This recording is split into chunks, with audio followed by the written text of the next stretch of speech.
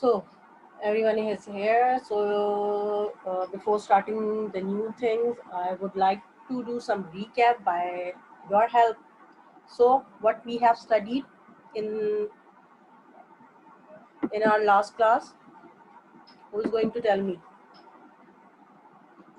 Miss, we have learned about different definitions like plasmolysis.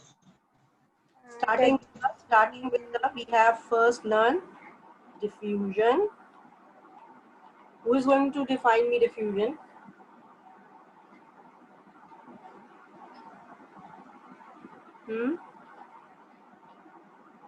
Miss, me?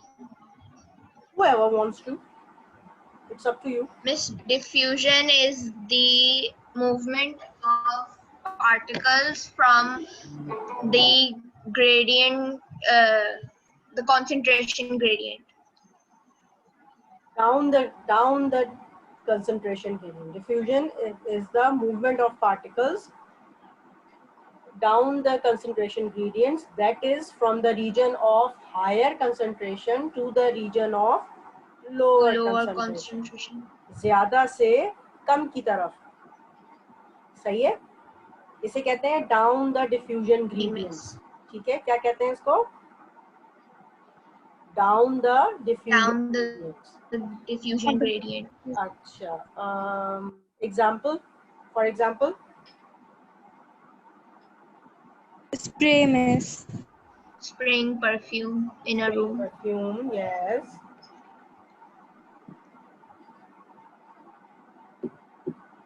Anything else? Diffusion में?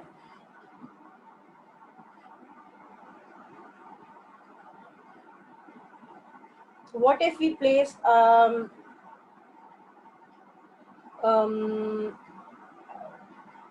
copper sulfate particle in a glass of water? What will be this phenomena? That you have placed a blue crystal of copper sulfate in a glass of water, in a beaker filled with water. After a few minutes, you can see that the whole transparent water turns into blue. You have not mixed it, but what happened? The color of the water becomes blue. So what will you say? Osmosis have taken place. Osmosis taken place. Are you sure? Diffusion has taken place. See, just confirm yourself. Whatever you are saying, you are confirm about it.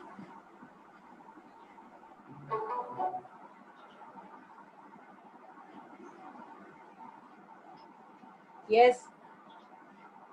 Diffusion और osmosis क्या था? मैंने तो याद है आप लोगों को, मैंने तो आप लोग को Because the movement of water particles are taken ना, तो movement of water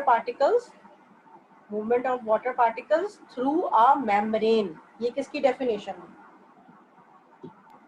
osmosis की तो ऑस्मोसिस की डेफिनेशन है कि मेम्ब्रेन के थ्रू जब मूवमेंट ऑफ पार्टिकल्स होते हैं. किसके पार्टिकल्स? वाटर के. पार्टिकल से मुराद होती है मॉलिक्यूल्स. अच्छा, उसमें कंफ्यूज होने की जरूरत नहीं है. Whenever I am saying particle, it means that I am saying molecules. तो जब पार्टिकल्स ऑफ वाटर या मॉलिक्यूल्स ऑफ वाटर की मूवमेंट होती है through a membrane from the region of higher concentration to the region of lower concentration, that is the down the concentration gradient, तो इसे हम कहते हैं osmosis. जब हम diffusion की बात करते हैं तो diffusion क्या है? Diffusion is the movement of particles from the region of higher concentration to the region of lower concentration, but there is no need of any membrane specially.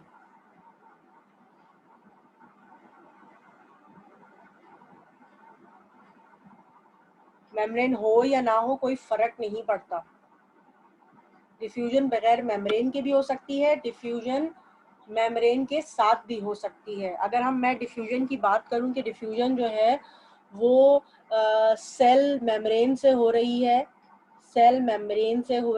हम जैसे अगर मैं आपको एग्जांपल दूं, जो गैसेस होती हैं, कार्बन डाइऑक्साइड और ऑक्सीजन, लंग्स के अंदर जो होता है उनका डिफ्यूजन के प्रोसेस के थ्रू एक्सचेंज होता है. ठीक है, यानी कि डिफ्यूजन के अंदर कोई भी पार्टिकल्स हो सकते हैं, चाहे वो गैस हो, सॉलिड हो, लेकिन ऑस्मोसिस के अंदर हम वाटर के पार्टिकल्स की मूवमेंट की बात करते हैं थ्रू अ मेम्ब्रेन। ठीक है, डिफ्यूजन में मेम्ब्रेन की रिक्वायरमेंट हो या ना हो उससे कोई फर्क नहीं पड़ता। डिफ्यूजन मेम्ब्रेन के थ्रू भी हो जाती है, जिसमें मैंने आपको एग्जांपल दी कि लंग्स के अंदर एक्सचेंज ऑफ गैसेस कैसे हो रहा है, थ्रू मेम्ब्रेन। एल्वुलाई जो होते हैं उनके मेम्ब्रेन के थ्रू वो इतने थिन वॉल्ड होते हैं कि उसके जो मेम्ब्रेन है उसके थ्रू एक्सचेंज ऑफ गैसेस हो जाता है एल्वुलाई के। और फिर मैंने आपको डिफ्यूजन की एक एग्जांपल दी कि कॉपर सल्फेट का जो होता है एक क्रिस्टल अगर एक बीकर ऑफ वाटर या एक ग्लास ऑफ वाटर के अंदर मौजूद है तो वो और उस पर ट्रांसपेरेंट वाटर उसके इर्द गिर्द मौजूद है, तो थोड़ी देर बाद Aahista Aahista diffusion of copper sulphate particle start हो जाएगा, यहाँ तक कि आपको वो जो पूरा वाटर है वो ब्लू कलर का दिखने लगेगा। तो ये शो होगा कि Aahista Aahista diffusion of particle हो गया कॉपर सल्फेट का, कहाँ, वाटर के अंदर।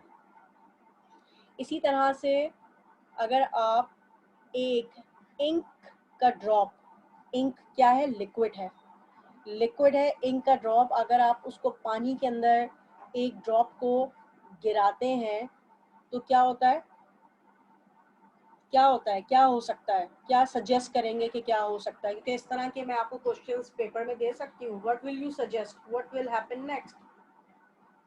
यस आयशा? मिस ऑस्मोसिस हो जाएगी ना? ऑस्मोसिस हो जाएगी। मैंने एक पानी का ग्लास लिया और उसमें एक कतरा जो है मैंने उसके अंदर इंक गिरा दी। इंक भी लिक्विड है, पानी भी लिक्विड है, क्या होगा? डिफ्यूजन टीचर, हाँ, डिफ्यूजन मिस। डिफ्यूजन होगा। किसका डिफ्यूजन होगा? इस इंक का। इंक का डिफ्यूजन होगा। इंक का डिफ्यूजन होगा, आहिस्ता आहिस्ता वो पानी ब्लू कलर का हो जाएगा, यहाँ तक कि इक्विलिब्रियम मेंटेन हो जाए, यानी कि इक्वली डिस्ट्रीब्यूट हो जाए वो इंक का पार्टिकल। इक्विलिब्रियम का मतलब समझते हैं ना? Yes miss. Equilibrium means equally distribute हो जाए, यानी कि उसमें बैलेंस आ जाए, तब तक डिफ्यूजन होती रहेगी। अच्छा, ऑस्मोसिस की हम जब बात करें तो हमने बात की कि movement of water particle through a membrane. ऐसी जगह जहां पर पानी कम होगा तो पानी कहाँ से मूव होगा, उस जगह से जहां पर पानी ज्यादा है, और किस के थ्रू मूव होगा, मेम्ब्रेन के थ्रू। यानी कि ये सब पॉसिबिलिटीज जरूरी हैं ऑस्मोसिस के प्रोसेस के लिए। ठीक है, और जब हम डिफ्यूजन की बात करते हैं तो डिफ्यूजन में कोई भी पार्टिकल डिफ्यूज हो सकता है, चाहे वो लिक्विड हो, चाहे वो सॉलिड हो, चाहे वो गैसियस स्टेट में हो। ठीक है, यहाँ तक बात क्लियर है? Yes miss. फिर उसके बाद हमने कुछ और टर्मिनोलॉजीज भी पढ़ी थी। क्या क्या थी? Target,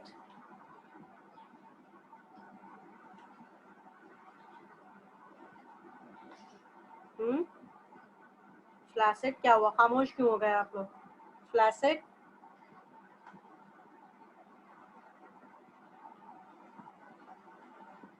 plasmolysis. जल्दी जल्दी से आप लोग बोलते जाइए ताकि हम रिवीजन के बाद आगे बढ़ें। Active transport. कोई मैं आप लोग का देखें, आप लोग का मैं टेस्ट नहीं ले रही हूँ, ये हम सिर्फ रिवीजन कर रहे हैं। हो सकता है कोई बात मैं बताने से रह जाऊँ, आप लोग मुझसे कहेंगे तो मुझे भी आपको बताने में आसानी होगी। हम आपस में डिस्कशन कर रहे हैं, अभी हम बातचीत कर रहे हैं, डिस्कशन कर रहे हैं, इसमें कोई टेस्ट नहीं है। आप लोग को बिल्कुल भी घबराने की ज़रूरत नहीं है कि मिस जो है कोई डांटेंगी या कुछ है, ऐसा कुछ भी नहीं है। ठीक है, बिल्कुल इजी वे में आप मुझसे बात करें, हम इस वक्त डिस्कशन करें, रिवीजन करें। अभी तो हमारा फॉल टर्म स्टार्ट हुआ है, गुस्सा मैं हो सकती हूँ आप लोगों पे, आप लोग के ना बताने पर। हाँ बेटा, क्या टारगेट प्रेशर और क्या बताया आपने? Osmotic pressure. ऑस्मोटिक प्रेशर,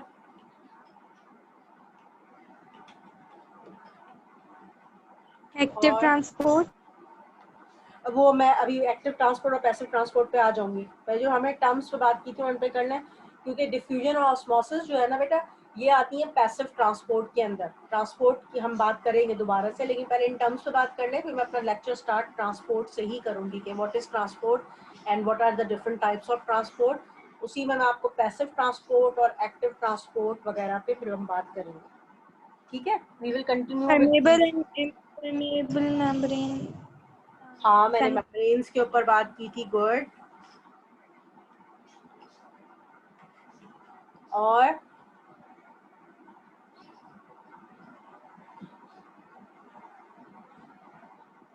किरत और समीर, आप लोग डिस्कशन में यही बिल्कुल भी नहीं, discussion. डिस्कशन में बिल्कुल भी हिस्सा नहीं ले रहे।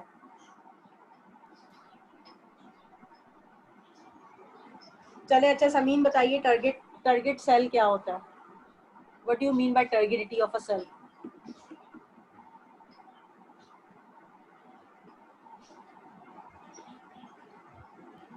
Teacher, when the swells up when it absorbs too much water. क्या सेल? दोबारा बोलिएगा बेटा please. When the cell swells up. When the cell swells up. By absorbing water. Absorbing water. When a cell is placed in a water, it swells up by the absorption of water And becomes target. and it becomes target. This phenomena is known as targetity. Yeah, the cell is known as to be target. ठीक है, good. अच्छा, और flaccid क्या होता है? Miss, when the cell loses water. When the cell Has when the cell loses water, the cytoplasm of a cell shrinks and the cell becomes flaccid. ठीक है।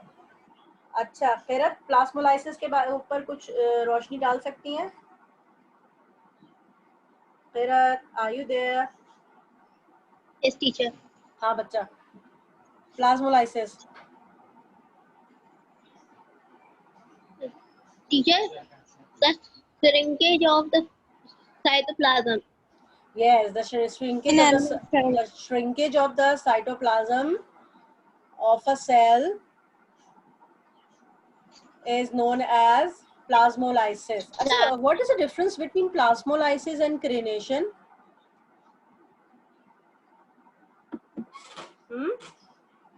Plasmolysis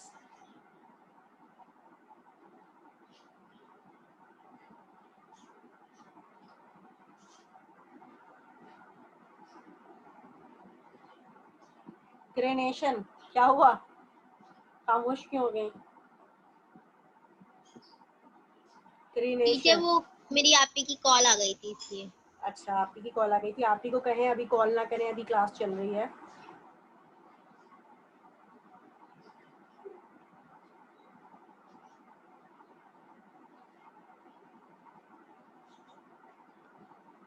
क्रेनेशन, हाँ जी, क्रेनेशन कौन बताएगा?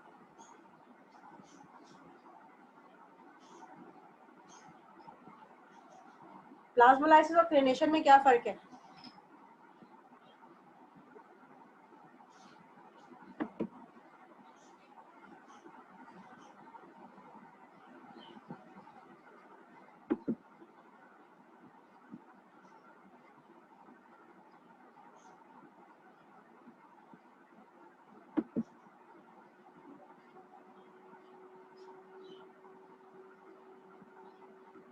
क्या हो गया गर्ल्स, अब लोग खामोश क्यों हो गए? इतनी सी बात बतानी है, छोटी सी बात है, कोई बहुत बड़ी बात नहीं है।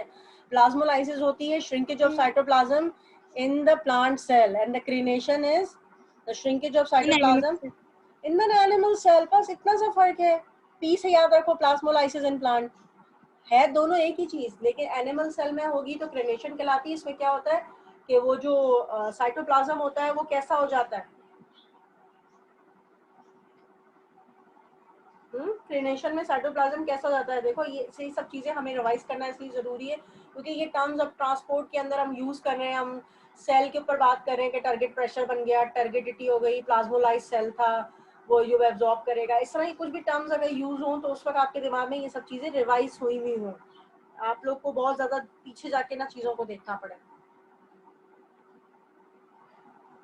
स्पाइक फॉर्म हो जाते हैं साइटोप्लाज्म के और एनिमल सेल जो है वो डैमेज हो जाता है अगर उसमें से वाटर जो है वाटर उसका रिमूव हो जाए तो, ठीक है। लेकिन अगर हम प्लाज्मोलाइज सेल की बात करें यानी कि प्लांट सेल की, तो एक प्लांट सेल अगर उसको दोबारा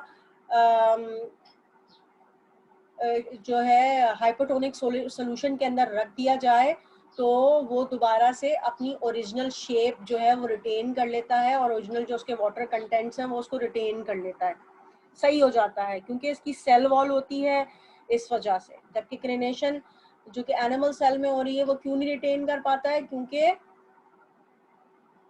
उसकी क्या नहीं होती,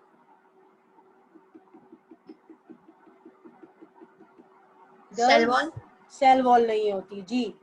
अच्छा, फिर टारगेट प्रेशर की बात करते हैं। What is target pressure?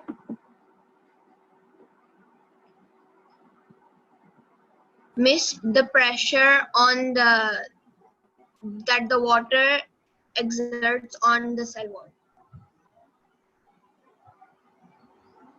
The pressure exerted by the cytoplasm Is known as of the cell. No, Miss, by the water. or cytoplasm as well. बेटा बाय द वाटर नहीं है कहलाएगा ना, वाटर तो एब्जॉर्ब हो गया साइटोप्लाज्म के अंदर। Cytoplasm is actually going to exert the pressure on the cell wall. Why? Because it has absorbed lot of water.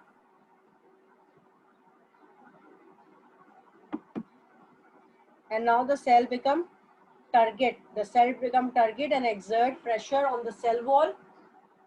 Then the pressure and this pressure is known as target pressure, the target pressure.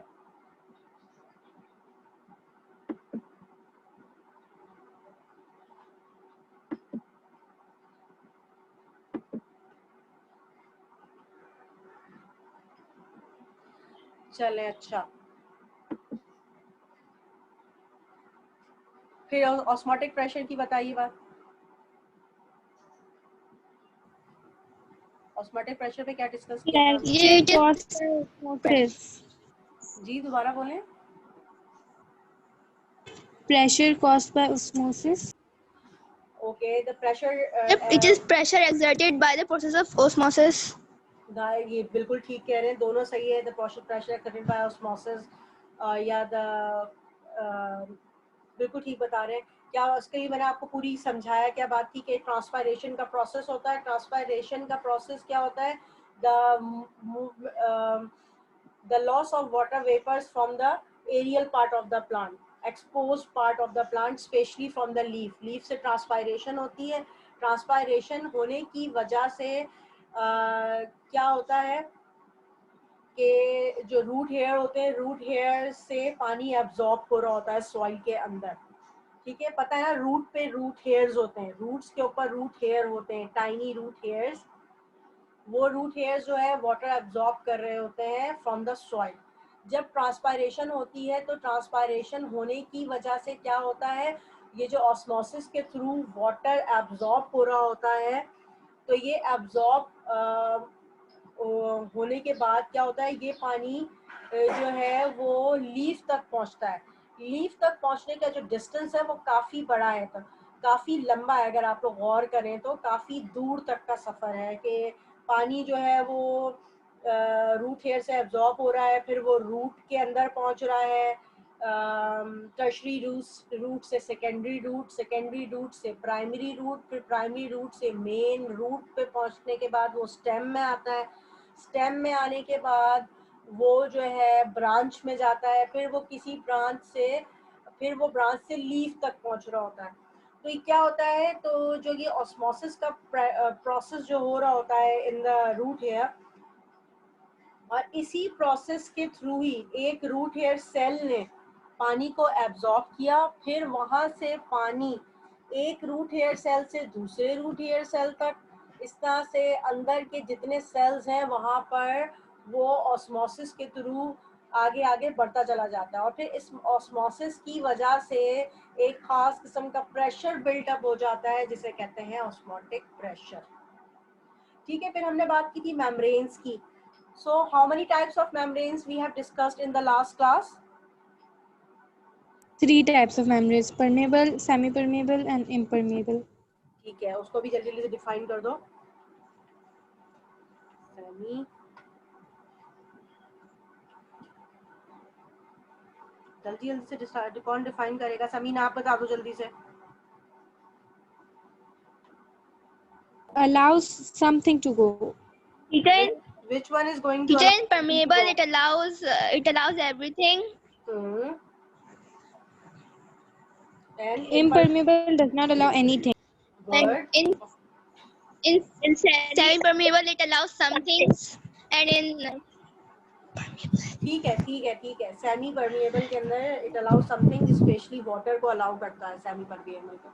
अच्छा, ये बात हो गई। Good good good. अच्छा, अब एक और चीज मुझे आप लोगों से क्या पूछनी थी? यस, 3 टाइप्स ऑफ सोल्यूशन ही बता दें जल्दी से मुझे। Hypertonic, hypotonic, and isotonic. Yes, isotonic. Hypertonic, hypotonic and isotonic. Who is going to define it? Miss, in isotonic, the solution of are equal concentration. Sorry, please repeat it again. Miss, in isotonic, solution are of equal concentration. अच्छा, whenever we are talking about types of solution या hypertonic or hypotonic or isotonic terms, we need to understand that we are saying it when there are two solution for comparison. Just for example, we have solution A and B, and we are saying that that the solutions are isotonic. It means that, अब बताइए isotonic का क्या They मतलब हो? are of equal concentration. That both the two solution have same concentration of what? Of solute and solvent. Yes, of solute and solvent. Whenever we are talking about solution, it means solute dissolve in the solvent.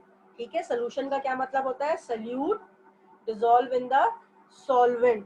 और solute क्या चीज होती है? solute वो चीज होती है जो little amount में होती है, और solvent क्या चीज होती है जो हायर अमाउंट में होती है। ये सबसे बेसिकली डेफिनेशन आप याद रखेंगे तो इससे आपको ये फायदा होगा, कभी कंफ्यूज नहीं होंगे। ओके, और फिर हाइपोटोनिक क्या होता है?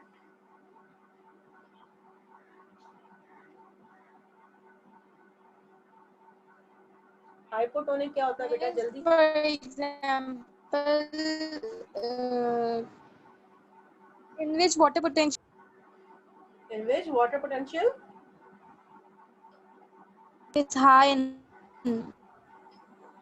okay, hypotonic solution can be termed as and the solute solution is which low. has low concentration of solute और higher concentration of water। ठीक है, और hypotonic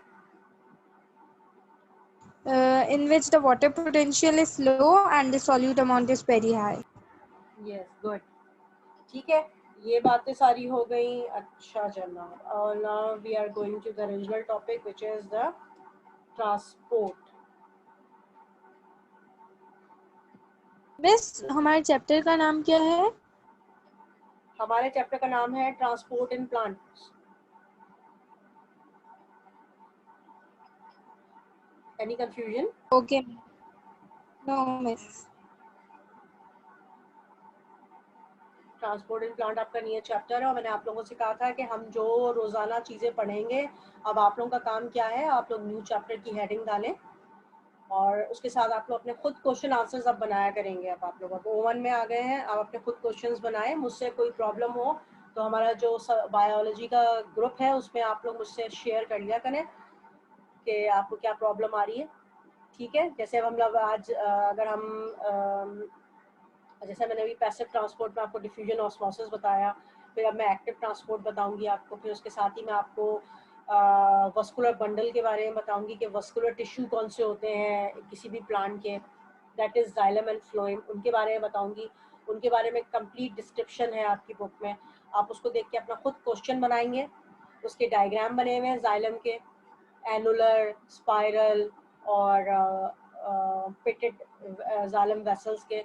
आप क्या करेंगे, उनको देख के उनके डायग्राम बनाएंगे, और ये रोज की बुनियाद पे होगा। जब भी आपका बायो का लेक्चर होगा आप वो रोज काम खुद से करेंगे, ठीक है? कि जैसे ही हमारा चैप्टर खत्म होगा तो सिर्फ हमारी एंड की एक्सरसाइज बची होगी, जिसको हम साथ के साथ फिर उसको सॉर्ट आउट करेंगे। उसमें जो चीजें लिखने की होंगी, बताने की होंगी, हम डिस्कस करेंगे, और फिर हमारा ये चैप्टर इस तरह से खत्म हो आप जाएगा। हमें क्वेश्चन मैं आपको क्वेश्चंस मिस आप हमें क्वेश्चन दे दिया करें ना, ताकि ताकि आप हमें दे देंगे ना तो हम कर लेंगे, वरना हम नहीं कर सकते। मतलब मिस वरना नहीं कर सकते क्यों? अभी आप क्या ओवन के अंदर आकर अभी तक सीरियसली नहीं लेंगे।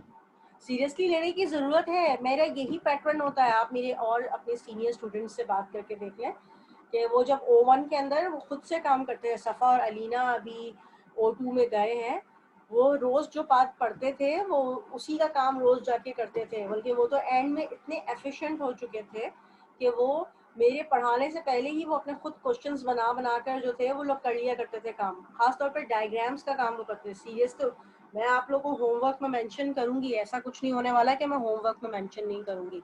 Everything will be mentioned in the homework section that do the question answers of the discussed topic, इस तरह से मेंशन होगा। अब समझ आ गई बात? ओके अब ओके। सीरियस लेना होगा, क्योंकि फर्स्ट डे ही आप लोगों को पैटर्न ऑफ द पेपर बता, पैटर्न ऑफ द आपका जर्नल है वो बता दिया गया है आपको कि आपने अपने जर्नल को कैसे रखना है। आप पहले फर्स्ट पेज पे अपना नाम लिखेंगे जैसे आप लिखते चले आए हैं, फिर उसके बाद आपका इंडेक्स सेक्शन बनेगा। 3 to 4 पेजेस में आप अपना इंडेक्स सेक्शन बनाएंगे, ठीक है? इंडेक्स डेली मेंटेन करेंगे, जब भी काम करेंगे उसके साथ मेंटेन करेंगे। मैं अलग से इंस्ट्रक्शंस नहीं दूंगी कि प्लीज मेंटेन योर इंडेक्स, ऐसा कुछ नहीं देने वाली हूँ, सही है? आप लोग क्योंकि अब बड़े ग्रोन अप बच्चे हो गए हो बेटा अब आप लोग, तो उसके साथ ही फिर उसके बाद 3 to 4 पेजेस के बाद आप लोग बनाएंगे फॉल टर्म की हेडिंग डालेंगे, टाइटल पेज बनेगा अच्छा सा, ठीक है? फिर उसी के नीचे आप अपने फॉल टर्म का सिलेबस लिख लेंगे। I hope you people are noting down each and everything.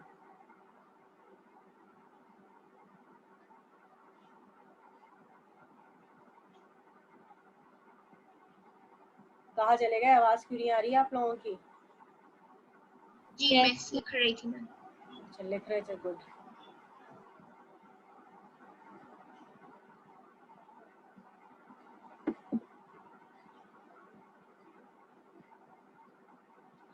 Okay फिर आप लोग क्या करेंगे, फॉल टर्म का जो है you will make the title page of the fall term, then you have to write the syllabus on the same page at the bottom of the page, ठीक है?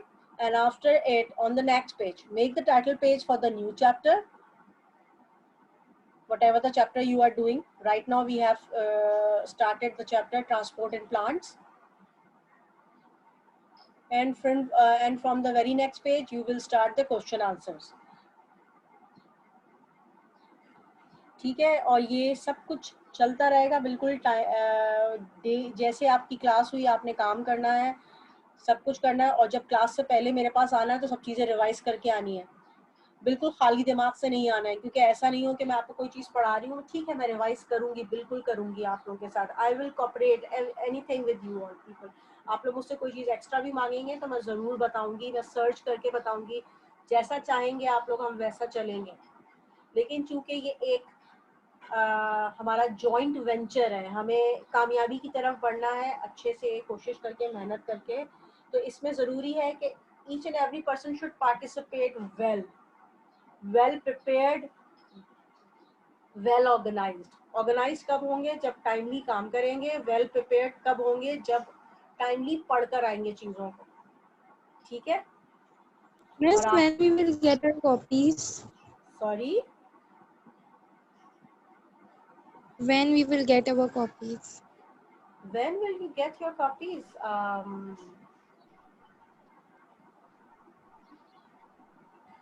आप लोग अभी तक स्कूल से मतलब आप स्कूल से ही मिलनी Miss, है. my father has gone today to So get them. he did not get it. Miss, he has not come back yet. Okay, he has not returned yet. Yeah, if we get copies, so kindly let me know. Okay, you will be notified by your official group section if anything such particularly happened that they are not providing it right now. I think that the school has advised all the parent to take the books and copies from the school, I think. And plus I think in your official group it has been mentioned that you people can take your books from this and that source. I think the Starry Ink Miss, that's for the textbooks online and workbooks. It's only yeah books. for the textbooks, and yeah, for the books they have provided you that link, and for the school copies you have to go to the school for taking the copies. And Miss, we'll I let you have a know. Okay, question don't about the worry. syllabus. Yes, Inshara. Miss, in our syllabus of fall term, we have only one chapter. No, 2 chapters. Transport in plant and transport Which in one? animal. Okay, Miss. Okay, 2 chapters for fall term.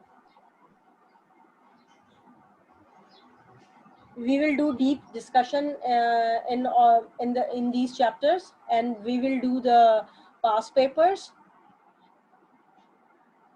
of these 2 chapters, all the question answer related to the past papers of these chapters, so that you people will be well prepared for these 2. Okay? Yes, Miss. Acha, Kirat, Samin, do you want to ask anything about making of journals? Any query? No, teacher. कुछ भी मसला हो, काम को रोकना नहीं है. You people can ask me anytime on the bio group, so that I will answer you whenever I'm free. I will answer you about that. Okay, just leave your question over there, leave your query on the bio group. Okay. अच्छा ठीक है, हम बात कर रहे थे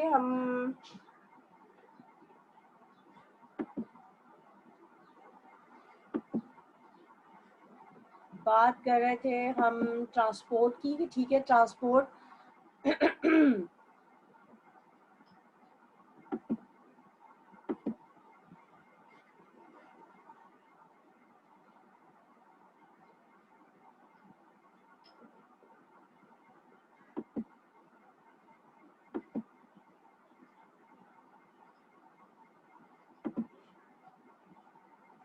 yes.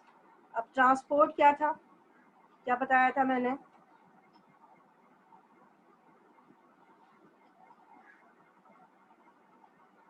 कौन बताएगा ट्रांसपोर्ट का? It's the movement of nutrients and minerals and materials through a plant. The movement of materials Molecules from one place to another. from one point to another, to one place to another, is simply known as transport. Whether it's taking place inside the body of plant or any other organism, it's transport. ठीक है, transport का मतलब क्या हुआ? एक चीज का दूसरी जगह, एक जगह से दूसरी जगह मूव कर जाना. ठीक है, चाहे वो प्लांट बॉडी के अंदर हो या एनिमल बॉडी के अंदर हो, वो ट्रांसपोर्ट कहलाएगा. अच्छा, जब हम ट्रांसपोर्ट की बात करते हैं within the body of plant, so we have discussed 2 terms: passive transport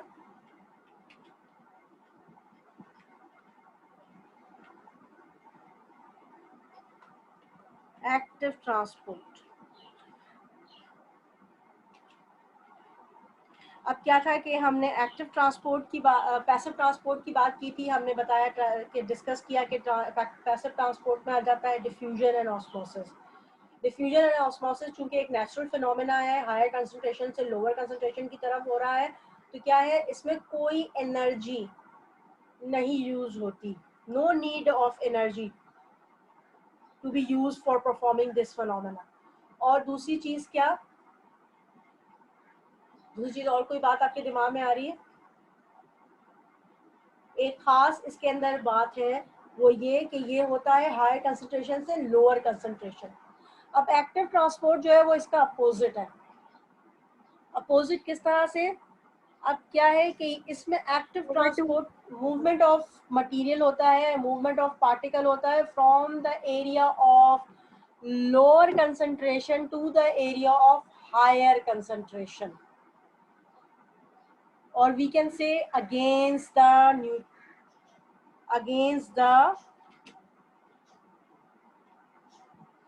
concentration gradient.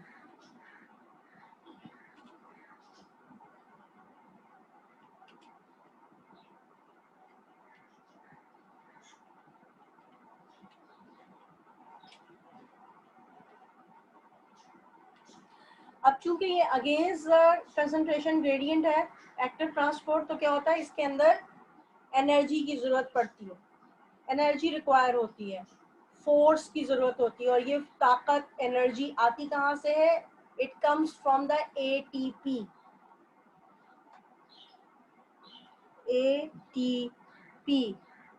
ATP molecules के थ्रू आती है। और ये एटीपी मॉलिक्यूल्स कहाँ बनते हैं, कब बनते हैं? ये बनते हैं फोटोसिंथेसिस के अंदर। जब हम बात करते हैं ना तो क्लोरोफिल एनर्जी ट्रैप करता है और फिर वो एनर्जी किस फॉर्म में उसके पास सेव हो जाती है? उसके पास एटीपी फॉर्म में सेव हो जाती है।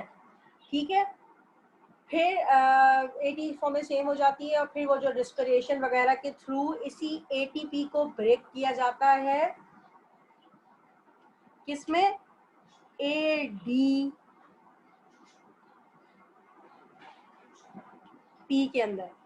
एटीपी कहते हैं एडेनोसिन ट्राइफॉस्फेट,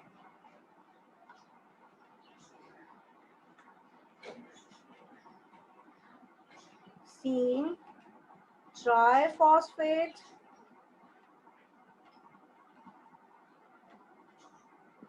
ठीक है। और एडीपी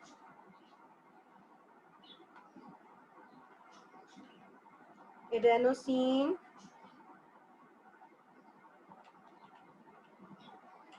डाइफॉस्फेट,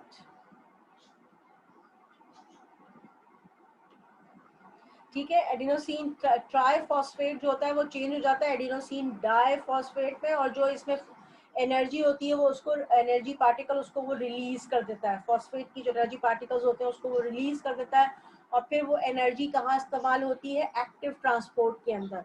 एक्टिव ट्रांसपोर्ट में एग्जांपल है the absorption of minerals in the root hair plus the absorption of nutrients in the intestine। ठीक है, यहाँ आपको समझ में आया एक्टिव ट्रांसपोर्ट और पैसिव ट्रांसपोर्ट। तो एक प्लांट के अंदर ना सिर्फ पैसिव